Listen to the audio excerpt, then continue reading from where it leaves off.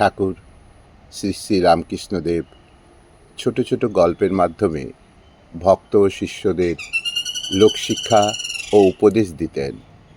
সেখান থেকে আজ আমি একটি গল্প পাঠ করে শোনাব। গল্প পণ্ডিত ও গয়লানি। শুরু করছি। এক পণ্ডিত ছিলেন, তার অগাধ বিদ্যা, দেশ বিদেশে খুব নাম। এক গয়লানি রোজ সকালে তার বাড়িতে দুধ দিতে অনেক বেলা হয়ে যায় দেখে একদিন পণ্ডিত গয়লানিকে ধমক দিয়ে বললেন, দুধ দিতে এত দেরি করিস কেন? আরও সকাল সকাল দুধ দিতে হবে। গয়লানি জোরহাট করে পণ্ডিতকে বলল, বাবা, যত সকালে চাও দুধ আমি দিতে পারি, কিন্তু খেয়ানি ঘুম থেকে উঠতে বড্ড দেরি করে, তাই আমারও দুধ দিতে দেরি হয়ে যায়। পণ্ডিত বললেন, সে আমি জানি না, আরও সকালে দুধ দিতে যদি পারিস তো তোর কাছে আমি দুধ নেব, নইলে আর তোর কাছ থেকে দুধ নেব না। ভারী চিন্তিত হয়ে গয়লানি বাড়ি ফিরে গেল। বাড়ি তার নদীর ওপারে। অলস খেয়ানিটার জন্যই তো যত ভাবনা। সেদিন বিকেলবেলা গয়লানি দুধের দাম আনতে আবার পণ্ডিতের বাড়ি গেল। গিয়ে দেখে মস্ত এক সভা, কত বড় বড় লোক বসে আছেন, আর পণ্ডিত শাস্ত্র পাঠ করছেন। সকলে একমনে বসে শুনছেন।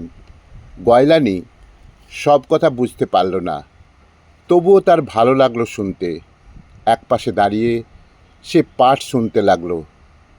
একসময় পণ্ডিত বললেন, যে হরিনাম করে অনায়াসে সে সংসার সাগর পার হয়ে যায়। এই কথাটা গয়লানির বড় মনে লেগে গেল। সেদিন আর দুধের দাম নেওয়া হলো না। কথাটা ভাবতে ভাবতে গয়লানি বাড়ি ফিরে গেল। পণ্ডিত বলেছেন, দেরি হলে আর দুধ খাবেন না। গয়লানি তাই পরদিন খুব সকালে দুধ নিয়ে পণ্ডিতের বাড়ি রওনা হলো।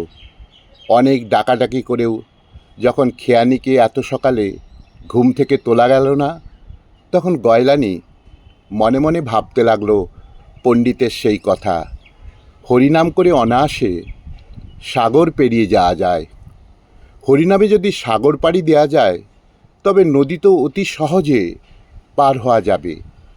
আমি কি বোকা, এই ভেবে সে মনে মনে হরিকে স্মরণ করে নদীতে নেমে পড়ল। সরল বিশ্বাসের কি আশ্চর্য মহিমা! গয়লানি অনায়াসে পায়ে হেঁটে নদী পেরিয়ে গেল।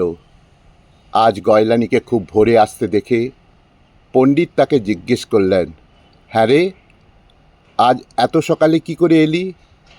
আজ খেয়ানি কি করে পার করিয়ে দিল? গয়লানি বললেন, খেয়ানি এখনো ঘুমোচ্ছে, সে আমাকে পার করে দেয়নি। তাহলে এলি কি করে শুনি? দুখানা কি পাখা গজিয়েছে তোর, আমার কাছে ফাঁকি? দেখো বাবা ঠাকুর, আমি মুখ্য সূক্ষ্ম মানুষ, আমি তোমাকে আবার কি ফাঁকি দেব? তুমিই তো আমাকে এতদিন ফাঁকি দিয়ে এসেছো। বটে, আমি ফাঁকি দিয়েছি? হ্যাঁ, তুমিই দিয়েছ। হরিনাম করে যে অনায়াসে নদী পার হয়ে আসা যায়, সেটা তো এতদিন তুমি আমাকে বলনি। ভাগ্যিস কাল বিকেলে এসে তোমার কথা শুনতে পেলুম। পণ্ডিত তখন সব কথা বুঝতে পারলেন। কিন্তু সত্যিই গয়লানি হরিনাম করে নদী পার হয়ে এসেছে কিনা দেখবার জন্য তার ভারী ইচ্ছে হলো। তিনি গয়লানির সঙ্গে সঙ্গে নদীতে গেলেন। গয়লানি হরিনাম করে জলের উপর দিয়ে অনায়াসে হেঁটে পার হতে লাগলো। পণ্ডিতও তার পেছনে পেছনে নদীতে নামলেন। কিন্তু গয়লানির মতো সরল বিশ্বাস পণ্ডিতের নেই।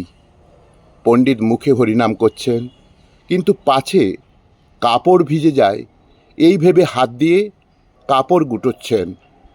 গয়লানি অনায়াসে নদী পার হয়ে গেল, আর পণ্ডিতের সেই বিশ্বাস নেই বলে তিনি নদীতে ডুবে গেলেন। সারমর্ম হল, বিশ্বাসে মিলায় বস্তু, তর্কে বহুদূর। বিশ্বাসে মিলাই বস্তু, তর্কে বহুদূর।